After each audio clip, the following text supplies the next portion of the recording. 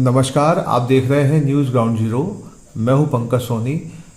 दोस्तों, जिस तरीके से अभी जो एक पत्रकांड का सिलसिला चल रहा है और इसकी पूरे चारों तरफ चर्चा है पत्रकांड को लेकर, और इसी के साथ साथ बहुत सी ऐसी बातें आ रही हैं जो अब सामने निकल के आ रही हैं, उन पर हम बात करेंगे ब्रह्मचारी राकेश भैया से। हम आपको राकेश भैया के बारे में बता दें कि वो जो विश्व प्रसिद्ध स्फटिक मणि की जो प्रतिमा है उसी मंदिर में रहते हैं। सिद्धायतन मंदिर कहलाता है। और जो आगम और जो जैन समाज की जो धार्मिक पुस्तकें हैं उनके विद्वान कहे जाते हैं। हम सबसे पहले आपसे पूछना चाहते हैं कि जो प्रशस्तियाँ होती हैं मंदिर में, तो उनको क्या बदला जा सकता है और किन कंडीशंस में उनको बदला जा सकता है? प्रशस्तियों को एक्चुअली हम दो तीन हिस्से में बांट के रखते हैं। अलग अलग जगह प्रशस्तियां पाई जाती हैं। जैसे एक मूर्ति पर पाई जाने वाली प्रशस्ति, एक मंदिर के किसी भी भाग पर पाई जाने वाली प्रशस्ति, और एक पुस्तकों पर पाई जाने वाली प्रशस्ति। इस प्रकार से 3 प्रकार की प्रशस्तियां होती हैं, जिनमें उनके मूलकर्ता जो उससे जुड़े हुए लोग हैं उनका उल्लेख किया जाता है, वो प्रशस्ति कहलाती है। उनके विषय में कहा गया आलेख जो है वो प्रशस्ति कहलाता है।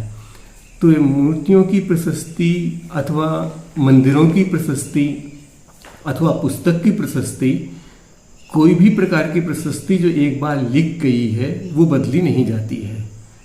यदि बदली जाने वाली हो चीज होती तो प्रशस्ति नहीं कहलाती। खास तौर से यदि प्रतिमा पे कोई प्रशस्ति लिखी गई है तो वो टंकोट कीर्ण कहलाती है। टंकोट मीने टाँके से उकेरी गई है, और टाँके से जो चीज़ उकेरी गई है वो स्थिर हो जाती है, उसको किसी हिसाब से बदला नहीं जा सकता है यथार्थ्या। और अगर ऐसा कोई बदलने का प्रयास होता है, कभी होता है, तो मैं नहीं जानता कि वो अच्छा होता है ऐसा कोई प्रयास। जी, मतलब एक बार टंकित हो गई। हाँ, तो फिर लास्ट के राकेश भैया, जबलपुर के पास एक गोसलपुर नाम की जगह है, वहाँ से 32 प्रतिमाएं हटा दी गई। तो वो खंडित भी नहीं थी, लेकिन बस उनके जो भव्य और मनोहारी कहते हैं कि एक दृष्टि दिखती है कि भव्य और मनोहारी नहीं है। तो क्या इसमें क्या आगम क्या कहता है, मतलब इसका क्या विधि विधान है?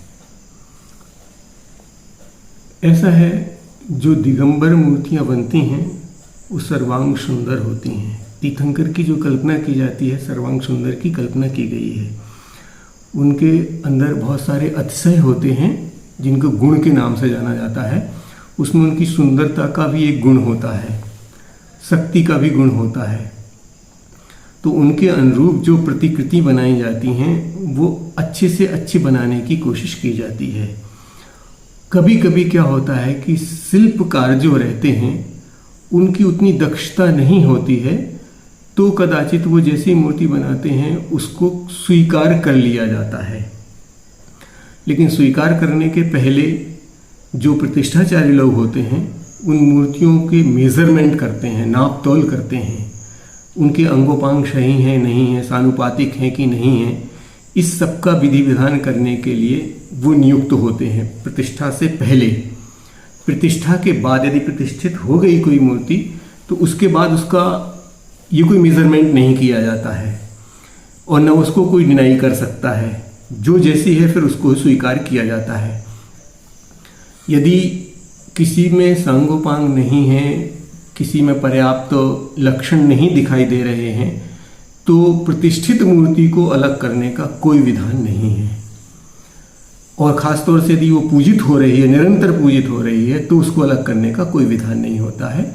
अलबत्ता एक विधान जरूर है कि यदि ऐसी कोई मूर्तियां हैं, यदि उनमें कहीं अंग भंग हो गया है, उपांग भंग हो गया है, या कहीं कोई अस्पष्टता आ गई है, तो उनको जीर्णोद्धार किया जा सकता है।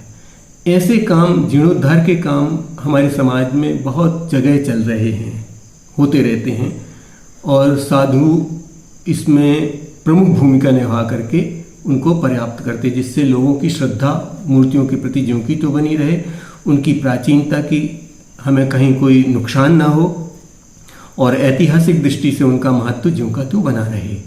इन सब चीज़ों को देख करके ये सब काम किए जाते हैं। जैसे अगर हम कुंडलपुर में चलें तो कुंडलपुर में भी कुछ ऐसे बिंब हैं जिनका जीर्णोद्धार किया गया। उनको सांगोपांगता नहीं थी, मेजरमेंट में थे कि नहीं थे ये प्रश्न नहीं था, अभी अंग पांग कहीं भंग थे, तो उनको पुनः जीर्णोद्धार करके प्रतिष्ठित करके उनको रख दिया गया, वो पूज्य हो गए बराबर से। इसलिए यदि कोई ऐसी चीजें हों जिसमें आपको ऐसा लगता हो कि इनको बदला जाना चाहिए, तो बदलने के बजाय पहले जो उनको संरक्षण करने का जो तरीका है उसको अपनाया जाना चाहिए। और जहाँ बदलने की आवश्यकता नहीं है तो वहाँ तो इसको कोई करने की आवश्यकता नहीं है। और कभी ये तो हमारे समझ में ऐसा आता है कि चूंकि ये ज़्यादा वर्ष पुरानी नहीं है, यदि ये 100 वर्ष से अधिक पुरानी होती तो एसआई के अंडर में होती हैं, और एसआई के अंडर में होनी तो इनको बदलने के लिए, चेंज करने के लिए सब कुछ की परमिशन हमें एसआई से लेना पड़ती, तब कहीं कुछ होता है इनका। जैसे मैं आपको बताऊं कि एक सोनागिर नाम का क्षेत्र है हमारे यहाँ। सोनागिर में करीब 108 मंदिर हैं। 108 मंदिरों में मैक्सिमम में जो प्रतिमाएं बिंब विराजमान हैं वो सांगोपांग नहीं हैं, मेजरमेंट में नहीं हैं, लेकिन उनको कोई बदलने का आज कोई नहीं सोच सकता है कि उनको बदला जाना चाहिए। बदल देंगे तो लोग इसके अपोज में होंगे लोग, तो वो जैसे ही हैं हम वैसे ही स्वीकार करते, क्योंकि इतने सालों से हम उनको पूज रहे हैं, लगभग मैंने कुछ नहीं तो 300-400 सालों से तो कम से कम वो पूजित हो रही हैं, तो उनको बदलने का कोई काम नहीं हो सकता है। हाँ, यदि कहीं कोई थोड़ा मोड़ा सा कहीं परिवर्तन करने, माने जीर्णोद्धार करने की आवश्यकता होती तो दुनिया में होता तो वहाँ भी हो सकता था, लेकिन आज तक वहाँ भी कुछ नहीं किया गया। तो ऐसी परिस्थिति में कहीं अगर ऐसा कुछ हो रहा है तो मैं तो ऐसा समझता हूँ कि सबसे पहले उसको पुनरुद्धारित किया जाना चाहिए था। अगर पुनरुद्धारित नहीं हो सकता हो तो फिर उनको बदलने की चेष्टा अगर होती तो हो सकती थी, अदरवाइज वो भी सही नहीं है, बदलना आवश्यकता नहीं है। चूंकि वो पूजित हैं तो उनको पूजित रूप में जैसे भी रखें रख सकते हैं, और यदि नहीं है तो उनको कम से कम वहाँ पर ही लोकल में ही एक संग्रहालय बना करके उनको रखे जाने का विधान है। ऐसा नहीं है कि उनको ट्रांसपोर्ट किया जाए कहीं। एक आध कोई मूर्ति होती कभी खंडित हो जाती है तो हम उसको, और चूंकि हमारे मंदिर में इतनी जगह नहीं होती है तो हम उसको यहाँ नहीं रख पाएँ तो ना रखें, कहीं हम संग्रहालय में भेजने की कोशिश कर लेते हैं तो ज़्यादा जायज़ हो सकती है। लेकिन जहाँ क्षेत्र है, बड़ा है, और ऐसे क्षेत्रों पे तो संग्रहालय भी होना चाहिए, वहाँ की पुरातन संपदा जो है उसको वहाँ प्रदर्शित किया जाना चाहिए, तो उसको स्थानांतरित करने का तो कोई औचित्य नहीं है, बल्कि वहाँ संग्रहालय होना चाहिए था उसका। अगर मेजरमेंट में नहीं है, सुधरने योग्य नहीं है, कुछ नहीं है, तो पूजित भी नहीं हो सकती, तो कम से कम संग्रहालय में रह सकती हैं, तो वहीं के संग्रहालय में उसको रखा जाना चाहिए था। जैसे आपको बता दें कि थुबुंजी में बहुत सारी मूर्तियां हैं जो पूजन के योग्य नहीं हैं, वो सब वहीं के संग्रहालय में रखी हुई हैं। आहरजी में बहुत सी मूर्तियां निकली हैं जो खंडित हो गई हैं, टूट फूट गई हैं, तो उनके वहीं संग्रहालय में रखी गई हैं। ऐसा नहीं कि आहरजी की मूर्तियों को थुबुंजी शिफ्ट कर दिया गया हो, थुबुंजी की मूर्तियों को कहीं और शिफ्ट कर दिया गया हो, ऐसा नहीं होता है।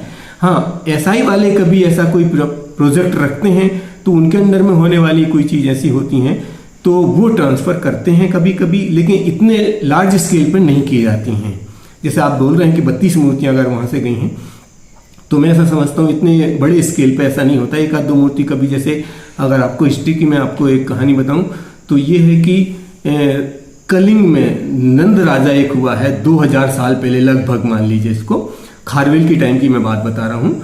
वहाँ से कलिंग जिनकी एक मूर्ति मगध में लाई गई थी, वो युद्ध करके लाई गई थी, तो पुनः जब खारवेल के समय में वो जब सक्षम हो गया तो वो मगध पर पुनः उसने अतिक्रमण किया, युद्ध किया, और युद्ध करके उसको वापस लाया।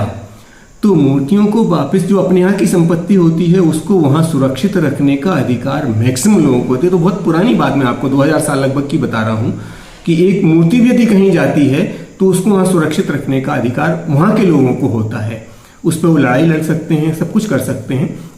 तो एक सेंटिमेंट जुड़ा होता है। हाँ, उससे सेंटिमेंट जुड़ा होता है। वो कहीं चली जाए तो दिक्कत। हाँ, कुछ सिंपल सी बात है, अगर आपकी कोई यूज की हुई चीज है, कहीं कोई दूसरा ले जाता है तो आपको देने में कष्ट होता है वो, और लोग इसको धरोहर मानते हैं, तो इस धरोहर को वहां ही सुरक्षित रखा जाता है, वहां ही संग्रह बना करके रख सकते थे यदि ऐसा कुछ होता तो, लेकिन ऐसा नहीं किया गया तो ये उचित नहीं है।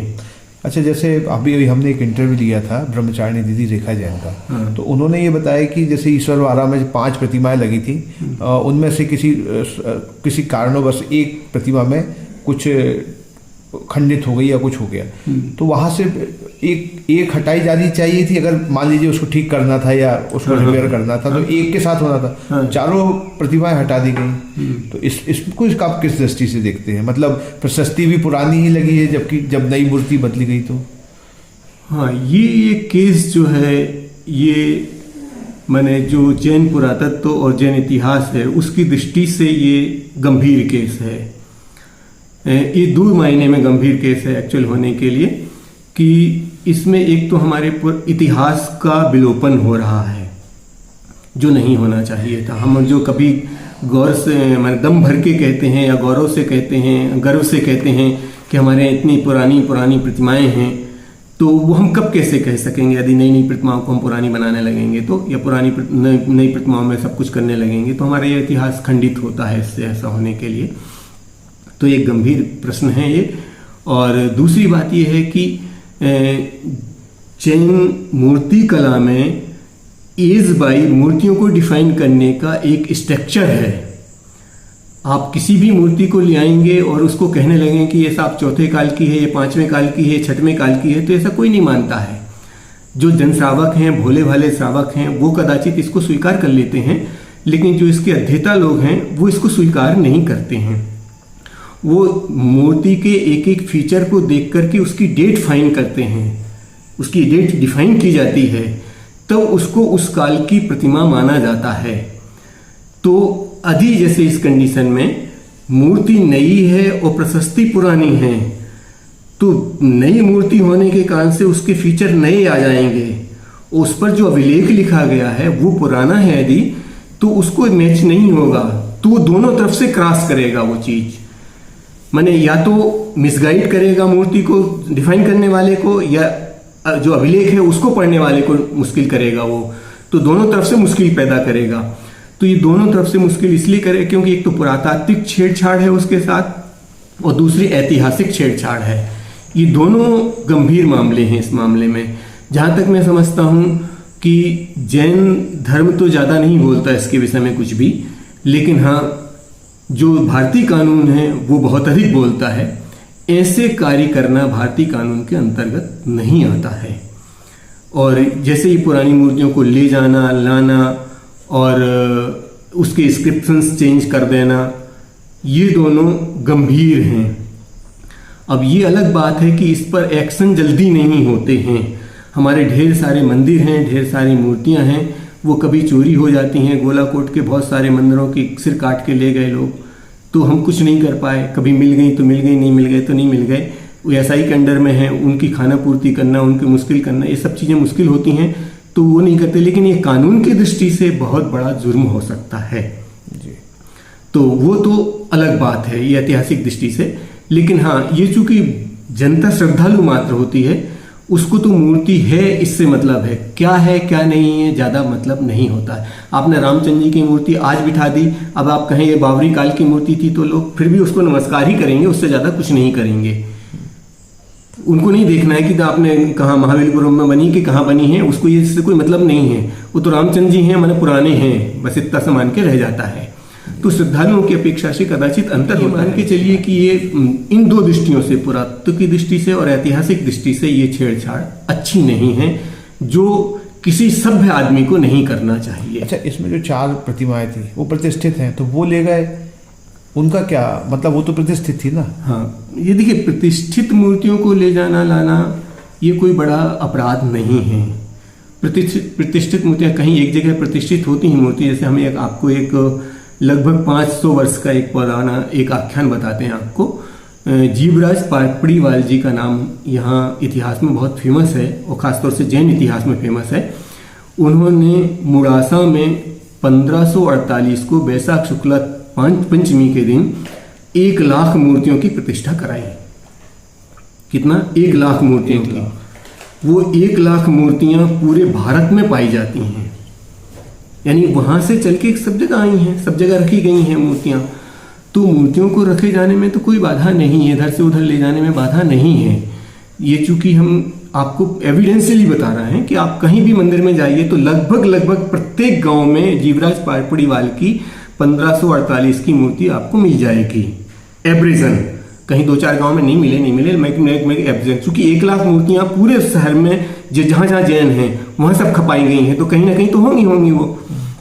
तो ये सब मूर्तियां हैं, लेकिन मूर्तियों के आवागमन के लिए कुछ विधान हैं। हाँ, जैसे मैं एक सवाल भी पूछना चाहता कि रात में लाना ले जाना मतलब विधि सम्मत होता है क्या कि नहीं? हाँ, ये नहीं, ये तो लाना ले जाना तो विधि सम्मत है, उसमें कोई बाधा नहीं होती है। यहाँ से क्योंकि अभी जैसे हमारे इधर से माने इंडिया से मूर्ति प्रतिष्ठित होकर के विदेश गई हैं, टोरंटो गई हैं, अमेरिका गई हैं, दूसरी जगह गई हैं, तो जाने माने में एयर वाई में जाने में या सी शिप में जाने में भी कोई बाधा नहीं है, ट्रांसपोर्ट में भी जाने में बाधा नहीं है। लेकिन हाँ, उनकी सुरक्षात्मक दृष्टि से उनको ले जाया जाता है।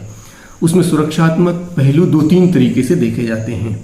एक तो मैक्सिमम कोशिश ये की जाती है कि पर्सनल व्हीकल में ले जाया जाए, उसको पब्लिक व्हीकल में ना ले जाया जाए, फर्स्ट एक देखा जाता है। दूसरा, यदि पब्लिक व्हीकल में भी जा रहा है तो उसके आसपास अपनी जो प्रवृत्ति करने वाले लोग हैं वो अच्छे लोग बैठे हों, कम से कम अनर्गल प्रवृत्ति ना हो, ये मेजर किया जाता है उसके लिए।